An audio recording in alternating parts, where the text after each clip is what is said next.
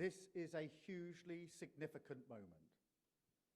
We have long called for de-escalation, and it is vital that all parties seize this opportunity to secure stability in the region and restore freedom of navigation in the Strait of Hormuz, which in turn will ease the economic pressures felt by people here in the United Kingdom and around the world.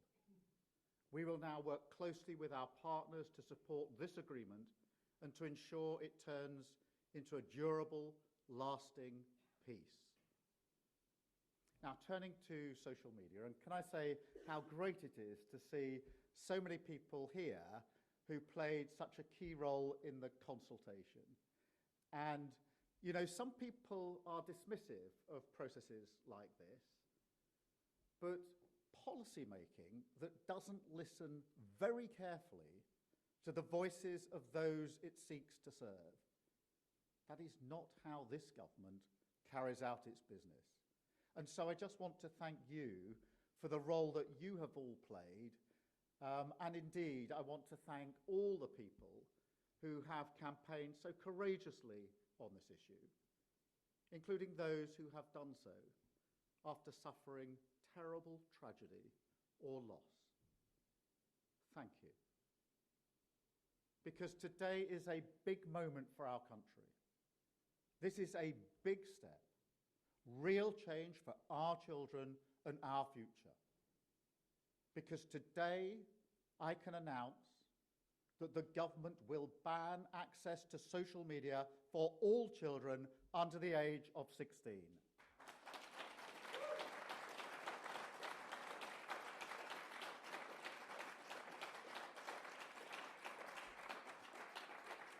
Look,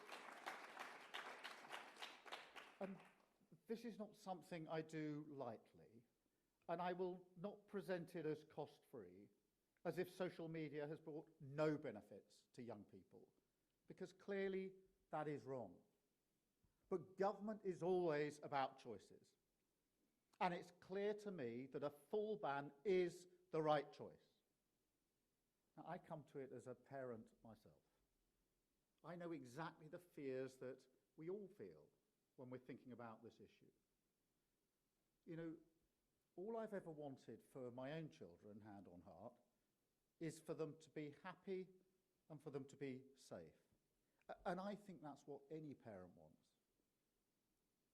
But I ask the question now, do we truly believe that social media creates a happy environment for our children?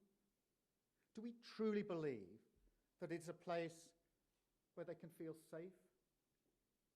I don't think I even need to answer those questions, do I? Every parent can see it with their own eyes. Social media is making children unhappy. It's making it easier for bullies to harass and abuse them. And it could even be harming their mental health, exposing them to content that is dangerous, because that's what grabs the attention. It's designed to be addictive. Of course it is. Features like the infinite scroll, they're designed to lock you in for hours. And if nothing else, there's an opportunity cost to that. It stops children doing their homework, reading, playing with their friends outside, going to bed at a decent hour. Now, that may not sound like much, but these are the activities that help a child develop into an adult. We know how important they are. We just never thought that something would come along to threaten them. To be honest, I feel for this generation. I think back to my own childhood. And yes, the early 1970s weren't always a picnic. But we didn't have to deal with anything like this. A technology that intrudes into every corner of a life, almost impossible to escape, that records every mistake. To deal with that as a teenager, on top of everything else, that's hard. I feel for parents too. I mean, as a parent, you always want to make the right choice for your child, which can face a little resistance in the teenage years, believe you me. But parents do just want to do the best for their kids. In a way, that's what being a parent means. But in this world, with this technology, it is hard as a parent to know what to do. And so I think most parents will welcome this action. I think they will welcome a clear and decisive choice.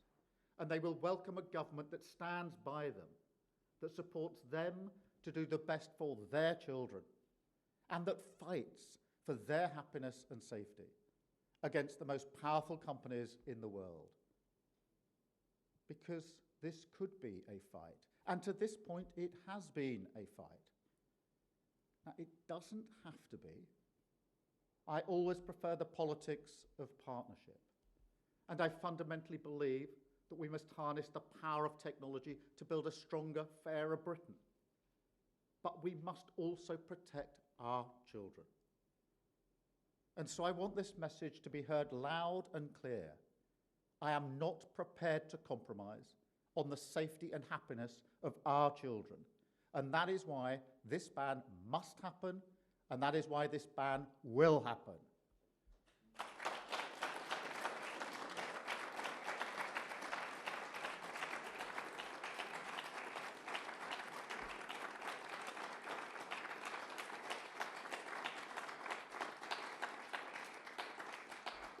But it won't be easy. I mean, some technology companies want us to think that social media is unchangeable, part of an almost natural order. But we have to resist that kind of learned helplessness. We have agency. We can change it, and we will. Yes, it's hard.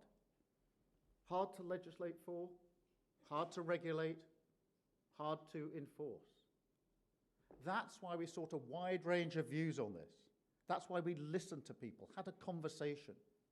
We looked carefully at the evidence, learned from countries like Australia that are taking similar steps. And we're not just bringing forward a ban, we're going further. We're taking world-leading action on gaming services and live streaming platforms, where, at the moment, strangers can contact any child unchecked.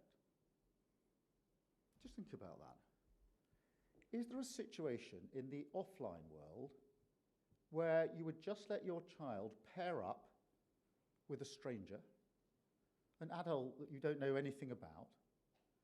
No. So we're taking action on that. And look, we know perfectly well that we will have to adapt our approach as technology changes.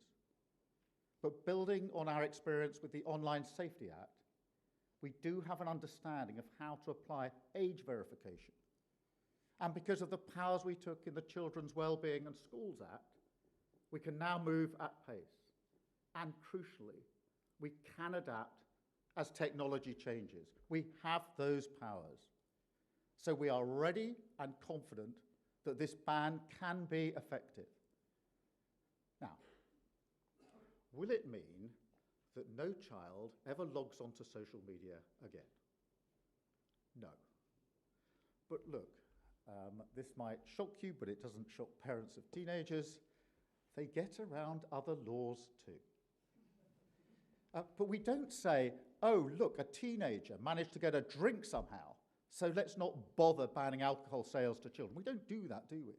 That would be utterly ridiculous. And so I just don't accept that argument. Laws are rules, but they're also an expression of our values. They shape the social contract.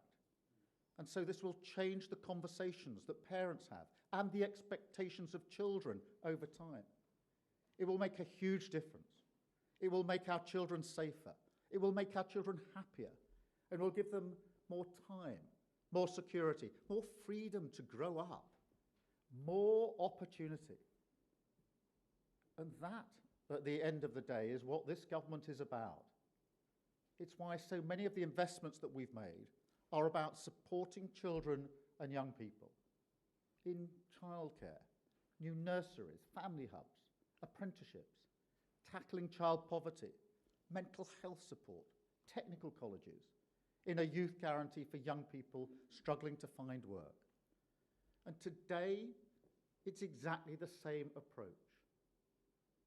Now, this isn't just about taking something away, because we're also investing in music, culture, art, sport, all those activities that we know are so important to childhood, particularly for children who don't usually get those opportunities. So when you put all this together, these policies are not just fixes for our problems. They are the building blocks of a different Britain altogether, one where we know that our children are safe, happy, and secure, to go as far as their talent and their effort will take them. That is all any parent wants. They want to know that Britain will be better for their children, that they will get a fair chance. And that's what these changes are about. Restoring that hope for every family, a stronger Britain, a fairer Britain, and above all, a Britain where we invest in the future of every single child. That is why we're taking this step, and it is the right step for Britain. Thank you very much. Thank you. Thank you.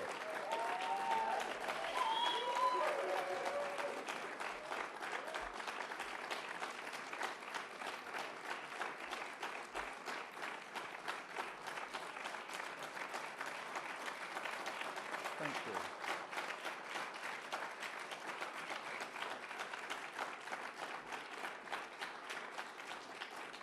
Thank you very much, and can I thank particularly the people here who have been part of the consultation with us, who've had conversations here and elsewhere, even in the room next door that I shared just a few weeks ago. I know the journey that some of you have been on. I know how hard it is. I can't imagine what some of you have been through, but I salute your courage in fighting for something that is so important for all children and the future of our country. So thank you again. I'm now going to take some questions from the media. I'm going to start with Zoe from BBC. Zoe. Prime Minister, can you tell us when this is going to start, how it will work, and what you'll do if one of the big platforms decides to leave the UK? Thank you. Yes, let me answer that, because we took powers earlier this year to make sure we could move at speed. I was very conscious that with the Online Safety Act, it took the last government 8 years from sort of identifying the beginnings of the problem to actually passing legislation. And I was determined that will not happen in this case. So we took the powers early.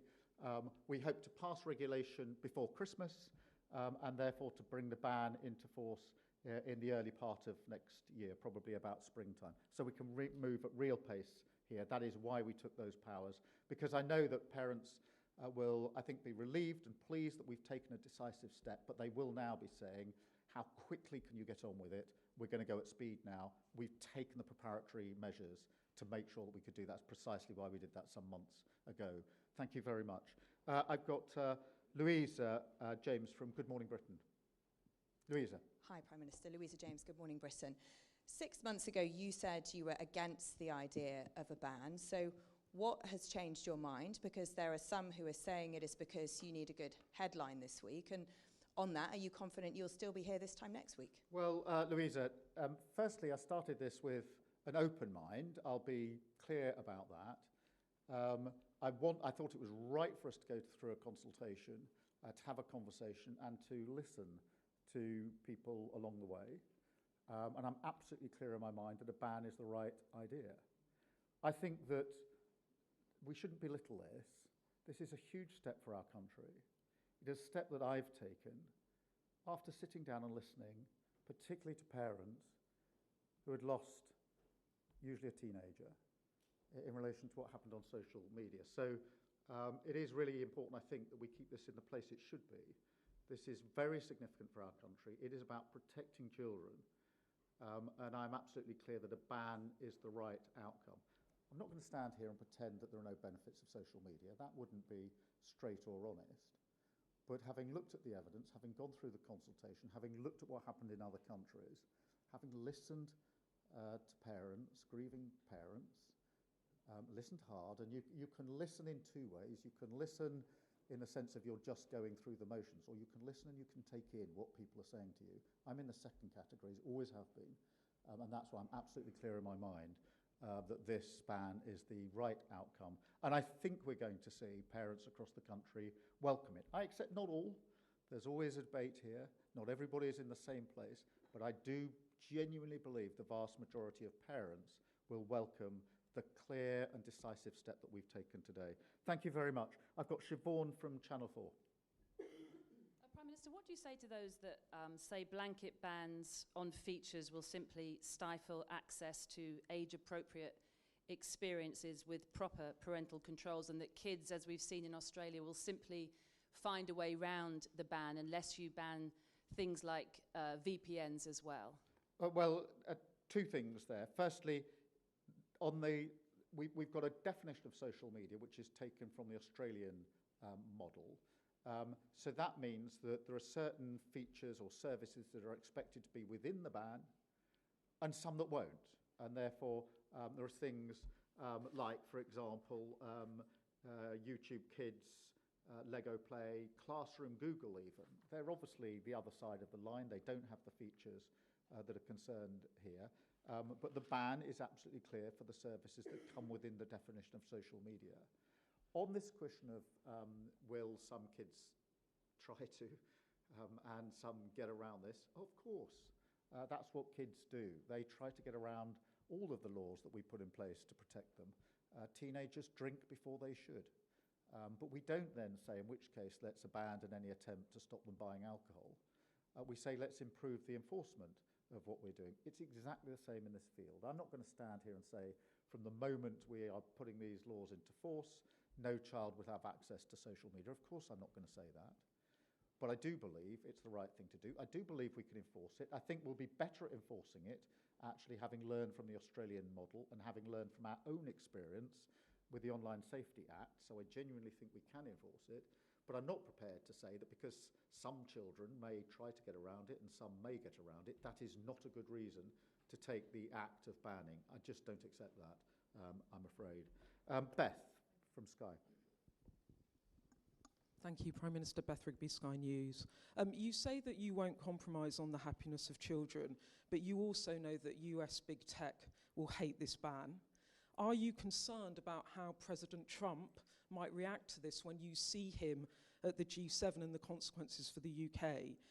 And you're announcing this in a major week where you could in days face a leadership challenge. Does this ban set your legacy, and are there any circumstances in which you might step aside? Thank you very much. Well, Beth, thank you for packing, I think, 2 or 3 questions into the one. Look, let me take them in turn. On the US big tech, look, of course, this is about fighting for what we think is right. And I think that protecting children is right. Now, on US big tech, on tech here, I'm a fan of tech and AI. I think it has got huge capability to change our world for the better. And that's why I made a very pro-tech and AI speech last Monday, in fact, at London Tech Week. I'm all in favour of that. I do not accept, and I will never accept, that you can't be both pro-tech and AI and at the same time say we must protect our children. In fact, when I look at the brilliance of the innovators in AI and tech, I know very well that it is possible to do both. The innovation is incredible in AI and what is going on. Don't tell me that it's impossible for those innovators, those people who are brilliant at technology, to devise the ways to protect our children, and I think we should. So I think you can be pro-AI and tech, which I am, but at the same time pro-protecting our children, which I am. The two are not incompatible. They're not mutually exclusive. I think they go together. And actually, I think talking to the big tech companies, they know very well that they and all of us have a responsibility to protect children. And so I don't see... I'm not saying there aren't conversations to be had, Beth. I think there will be. But I genuinely think that we can be both pro-tech and AI and at the same time protect our children, and we will protect our children. It's a red line for me. I'm never going to accept the argument that for the future of AI and tech, we must leave our children exposed in the way that they have been or they might be in the future. I'll never accept that argument. And I don't think the vast majority of people in this country would say so. In relation to the legacy issues, I see this differently. This is a huge issue for the country. This isn't about any one individual. It is something which people in this room have been concerned about, living with and campaigning about for years. And I think we do them, and all those who've been concerned about this, a disservice to try to put that into a particular week when there's a by-election. Actually, that's not what it's about. This is a statement of our values, who we are as a country. And it's a way of actually bringing our country together. So for me, this is bigger than some of the usual to and fro's of politics, although there's plenty of that. Thank you, Beth. Chris Hope from GB News. There's a lot of children are watching your speech right now over our breakfast show. Will you be fining them if they go on social media? What's the jeopardy for them? And just quickly, what this means for freedom of speech. Is it the thin end of the wedge? Will a future government use the powers you're bringing in to ban people they don't like from social media? Well, Chris, firstly, the enforcement will be on the platform providers, not on the children. I think it's really important that we make that clear. We're not going to start taking action against 13 and 14 and 15-year-olds who are trying, as they always will, to get around rules that adults put in their path. So this is absolutely aimed at those that are providing the circumstances, the platforms. On the question of free speech, I mean, let's be straight and honest about this. How many people in this room are prepared to defend adult strangers contacting children online? And we know what happens when that develops into the sort of abuse and worse. How many people are prepared to stand up and say, that's free speech and I wouldn't do anything about it? Any more than you'd say, we wouldn't take measures to stop that happening in the offline world. I think it's extraordinary that somehow we've got ourselves to a position where, until now, we've shrugged our shoulders. I genuinely think it's difficult to think in what circumstances any of us will put our children into a place where they could have, where unknown adults could have access to them without us knowing anything about it, one-to-one. We wouldn't do it. So it's not about free speech, it's about basic protection of children. And to take other examples, Chris, look, I'm a great advocate of free speech, I really am. But sending sexually explicit pictures to and from children, that's not free speech. That's basic protection. It's got nothing to do with technology. We have protected our children from that sort of harm for years in this country. We're right to do so. What we're doing now is making sure that it's fit for purpose in the world we actually live in. Thank you very much, Chris. I hope that satisfies some of the children or young people who are watching on your programme. And it'd be very interesting to see their reaction. I've got Natasha from LBC. Natasha. Hi, Prime Minister, thank you. LBC has heard from so many parents who want to see this change, but what does success look like to you? How will you make sure that this is actually enforced? And just to follow up on Beth's question, how will you explain this policy to a sceptical President Trump who may not support your move? Thank you. Just in terms of success, that will be in a drop-off in children on social media. It won't be complete because some of them will get around it. But a massive drop-off in children on social media is sort of step number one. I think step number two, probably equally if not more important, is a cultural change. A sense that our children can grow up differently and have better and more enriching childhoods as a result. Now that will take a bit longer. I think there will be almost a transition because a lot of teenagers under the age of 16 have already started growing up with social media. But as the expectation changes over time, as it will, I think that there will be a cultural change. Cultural change is always much harder than changing the law is one thing, can be very difficult. Cultural change is much, much harder. In relation to President Trump, look, I honestly think that across world leaders, there has always been a recognition that leaders have to take steps to protect children. I don't think that's controversial. There will always be arguments as to exactly what the limits of that are and what rules should be in place. But I don't see that as a problem. And obviously, we're about to go off to the G7 later on today, and I will discuss this with world leaders when I'm there.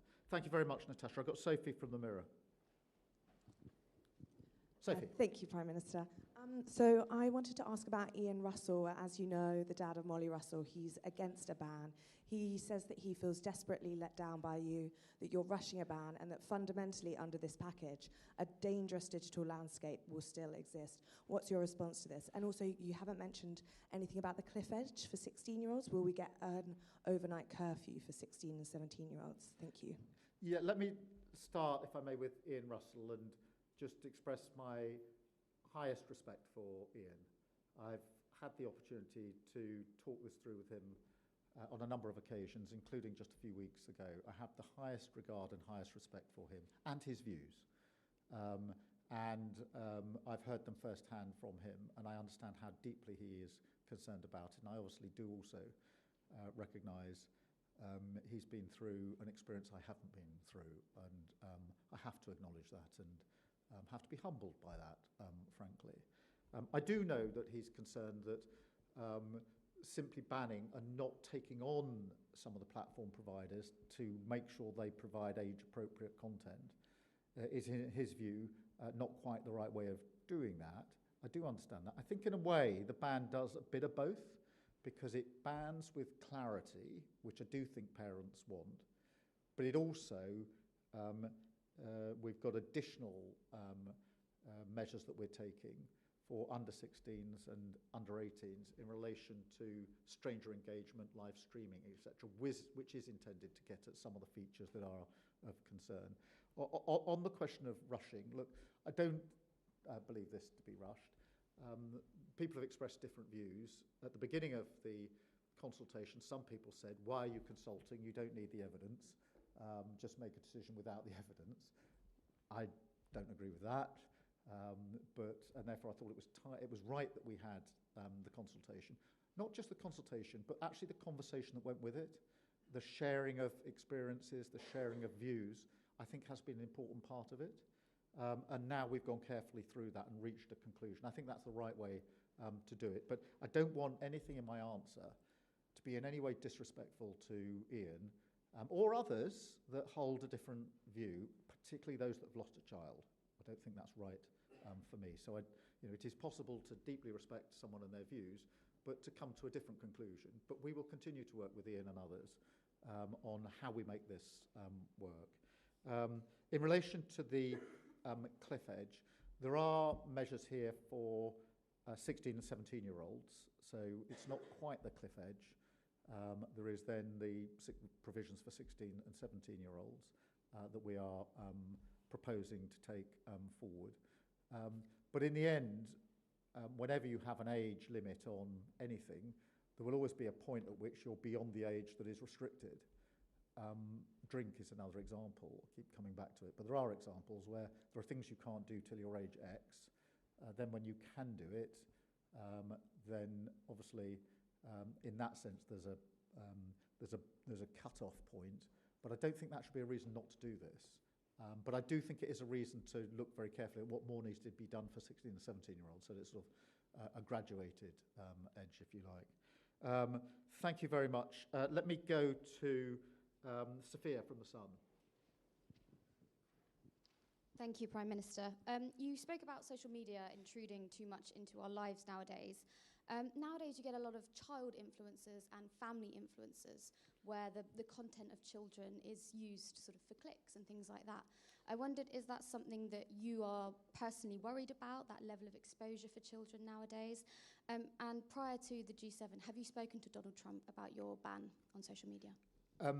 Just taking those separately, the concern at the heart of this ban is social media, particularly the addictive nature of it and the services that are likely to be in scope of the ban. They're not dissimilar to those in Australia, although I think ours possibly go a bit further. Certainly I hope that on the enforcement side we will do better than that. It doesn't mean that there isn't any content a child can ever see on a screen, because there are obvious examples. For example, schools often use screens for homework purposes, and so we've got to have a sort of common sense approach in relation to that. But when it comes to the ban on social media and the features that we know are harmful to children that don't make them happy and don't make them safe. That is where we've drawn the line, and that's what this ban is all about. In relation to President Trump, I spoke to him on Saturday. I'll see him again this afternoon. And yes, of course, we'll discuss this and many other issues. And lots of other leaders are very interested in it. I've had contact with other leaders in the course of the last few days because many countries are grappling with this issue, which is how do we keep our children safe online. It's not a particularly issue that relates only to the UK. You've seen other countries grappling with it. I think there will be a coming together of leaders' political thinking here as countries will want to learn, just as we wanted to learn from Australia and go and explore how far they'd got. Other countries, I think, will be now looking to the UK to see whether that doesn't provide a blueprint for them. And I hope it does, because I want children to be safe whatever country they live in. Thank you very much. I've got Joe from Bloomberg. Prime Minister Joe Mays from Bloomberg. On the situation in the Middle East, if I may, there are many false dawns in the talks between the US and Iran. So how confident are you that this time it's for real? And we haven't seen any details of this peace agreement. What details would need to be in a peace agreement for you to support it? Yes. I do think this agreement is significant. And I acknowledge that there's been a lot of discussion in recent weeks where it looked like there might be agreement and then there wasn't quite an agreement, etc. This is an agreement. I do think it's significant. And I did discuss it with President Trump on Saturday, specifically. And so I want to do everything that I can. I want to work with other world leaders to make sure that this works. Now, obviously, nothing is guaranteed, but it is, I think, a significant breakthrough, a very significant breakthrough. Hopefully, something which, as we work together, we can turn into that enduring peace that we all want to see. You will know that we took preparatory action as a coalition of countries led by myself and President Macron to put together those countries that are prepared to do some of the reassurance work that's needed when we get to a moment like this to help get vessels through the Strait of Hormuz. We've got military planning behind that. So I hope now we can play our part in relation to that. So I do think this time it's significant. I do think it's very important, and I think it is vital that we all put our shoulder to the wheel now. Nothing is guaranteed, but this coming together now is the best way to ensure that we get the peace that we all need and also limit the impact on our economies, including here in the United Kingdom. So that's what we'll be discussing quite intensively, I suspect, over the next few days at the G7, starting from the moment we arrive this afternoon. Thank you very much, Joe. I've got Jim from the FT. Jim Pickard, Financial Times. Prime Minister, you spoke about some of the devastating tragedies involving young people and social media. But beyond that, there's been an epidemic of mental health problems in this country over the last decade or so involving young people and their mental health issues. This seems to have begun about a decade ago. The use of smartphones began about a decade ago. Do you think the two things are connected, or do you think it's all just a coincidence? Thank you. I think there is a correlation. Obviously, establishing hard evidence is always difficult, but I do think there's a correlation. I think it became particularly intense during COVID, and I think we've all seen a cohort of young people, children and young people who lived through COVID who have struggled perhaps a little more than others. I'm very concerned about that. I'm very concerned about the number of young people with mental health issues who are not in work. We've got a record number, and it's really important that we do everything we can to give them the support that they need. So I am concerned about that. I think everybody is concerned about it. So I'd say there's correlation. I'd say there's a particular added issue in relation to the COVID period for children and young people. Our job now is to act on that. The ban today is an important part of acting on that, but it's not the only part. Thank you, Jim. I've got Georgia. Prime Minister, I welcome your changes today, and I think they're absolutely amazing. And for under 16s, it's so important. But when a young boy does turn 16, the online misogyny is still going to be there waiting for him.